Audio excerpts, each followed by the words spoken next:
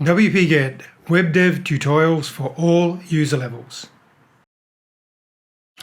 Alright, so one last video on the tracking and animating elements in the viewport using the intersection observer and this JavaScript which I've made available.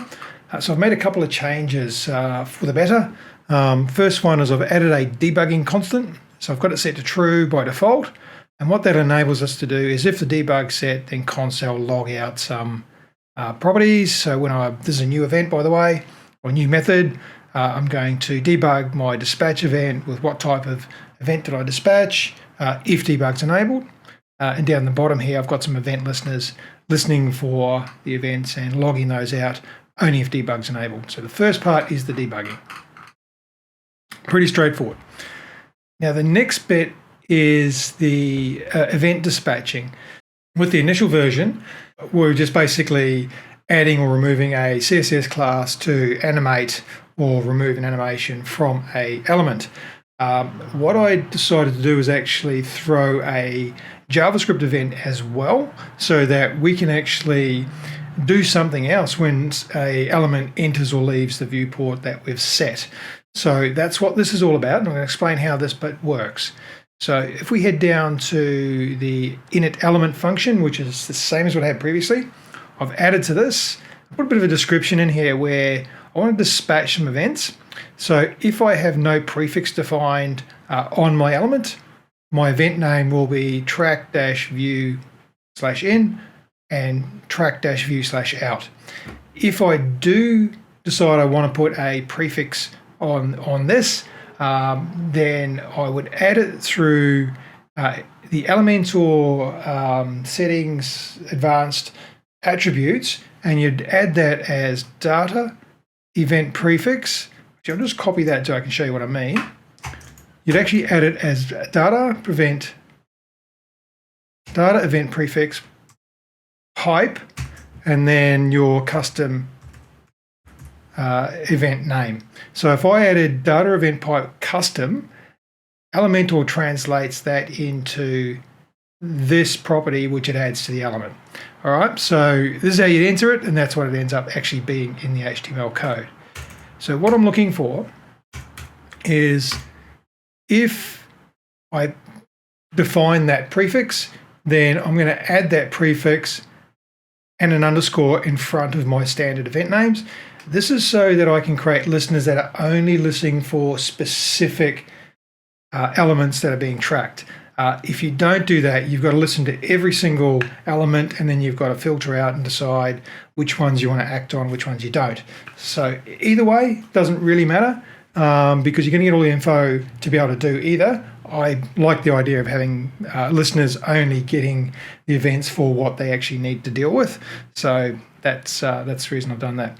So the way this works is that if the element has the data set event prefix, again, JavaScript will translate data-event-prefix to dataset.event, remove the dash, and do a capital P for prefix. So that property there in JavaScript is the same as this property here as it's typed into the element. Okay, so if it exists, then what we want to do is we want to get that value and trim any white space from it, and then add an underscore. If it doesn't exist, we want it to be an empty string. So in the view event name, we're going to use as the event prefix we've just decided up here, plus the name of that, which is the track-view, and whether it's an in or an out. Straightforward. So then in our intersection observer, in our listener, if the entry is intersecting, we're going to dispatch the event in view name with the entry. So this is the actual intersection observer entry. And then if it's not in the view, then we're going to dispatch the out view event name with that entry.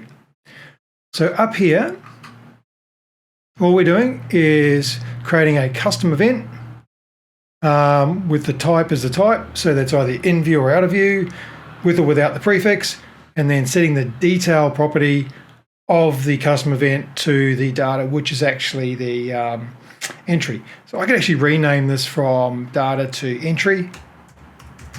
And that would make maybe a bit more sense. Yeah, so we're actually passing in an entry and we're making the detail of the entry. And then we just dispatch the event on the window object. So that's pretty much the change I've made in the JavaScript. So how do we actually use this? I'm going to show you an example of what I've done first and then show you how it works. So if we go to this section here, see if I'm scrolled, I'm looking at this header. So I'm just got a heading widget here. And when it's within 30% from the top or 30% from the bottom, I've got a pop-up. When it gets in there, you've got the pop-up, gets outside of that 30%, the pop-up closes. Okay, so if we look at this on a mobile view, what am I doing? There we go, mobile view, same deal happens. So we get to 30% from the top, and go scrolling, 30% from the bottom. So you have to be a bit careful how you do this for mobiles. But that's just the standard Elementor pop-up, and I'm just hiding or showing it, or opening or closing it, depending on where that is in the viewport. All right, how that works is if we look at my open pop-up test, I've got a pop-up I've created. Actually, I might actually bring that up so you can see what it actually is. There it is there, test right sidebar. There it is there. It's a standard Elementor pop-up. I've just bought one in from the library, and in the settings I've just set it to width of 30 view width. I've set it to a low animation duration for slide in and out. In the advanced settings, I think the general settings, maybe it's in the advanced settings, it is. So I've turned off the I've switched on the prevent closing from overlay, prevent closing on escape, avoid multiple pop-ups, leave that on. Don't enable your disabled page scrolling, or that'll stop this from working. And that's pretty much all I've done with this pop-up. Now, if I go back to my pop-ups,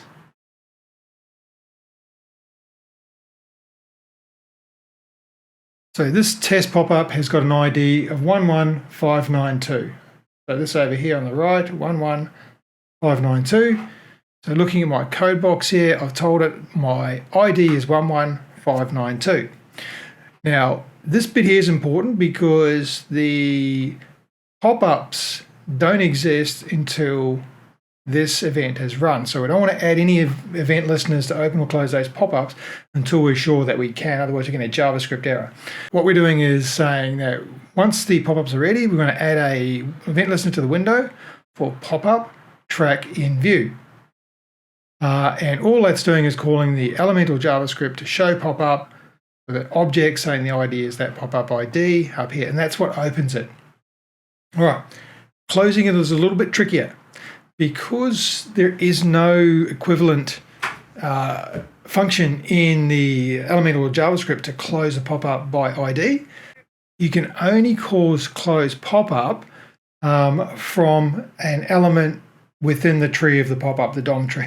So what it does is when you call close pop-up, it causes the close pop-up with a settings object and then the actual event that called the close pop-up. So the event, when you dispatch an event, it has a target attribute which is automatically created and you cannot change that. It's a read-only property.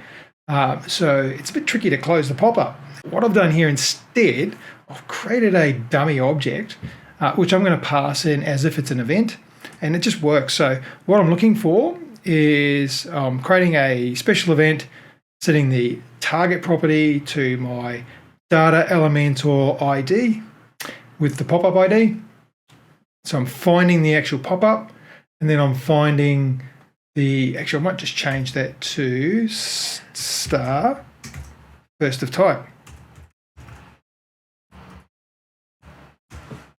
Oops, typos. So what that's going to do is it's going to look for the pop-up, top level pop-up element, and then it's going to look for the first element that's under that and make that our target.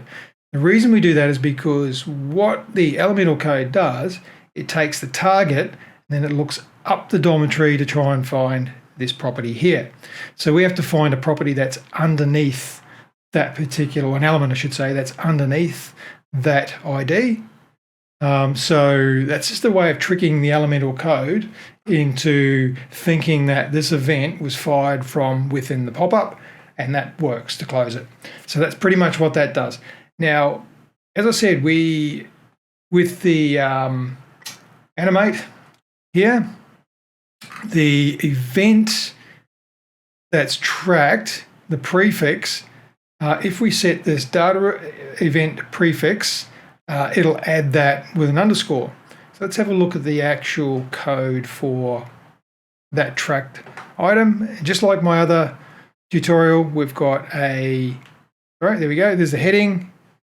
We've got two classes here, which is the WPG reanimate and a WPA or VPA rotate, right fade in. So going back to my previous tutorial, this tells it to track it, and that tells it which animation class we're going to use. In our attributes, I've set my data IO for intersection observer from the top of -30%, from the bottom as -30%. And I've set this data event prefix to pop up. Okay. And because I'm trimming this, it doesn't matter if I've got any white space here. It's going to trim that out anyway. So now my event prefix for this tracked element is called popup.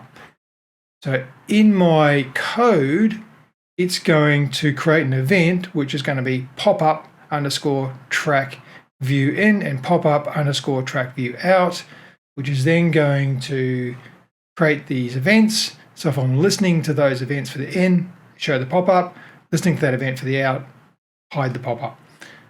So that's pretty much what I've changed. I'm going to make this all this code available with all the changes on a GitHub, so that any changes that I do make going forward will be available there. But I think this is a pretty cool way of another way of doing it. So not only are we looking at animations with this, but we can actually trigger things. So that could be change. I'm opening a pop-up here. You could be changing an image, changing a background, changing the logo, whatever you want to do with the JavaScript when this here event occurs. Doesn't have to be open a pop-up. Could be changing the logo in the header.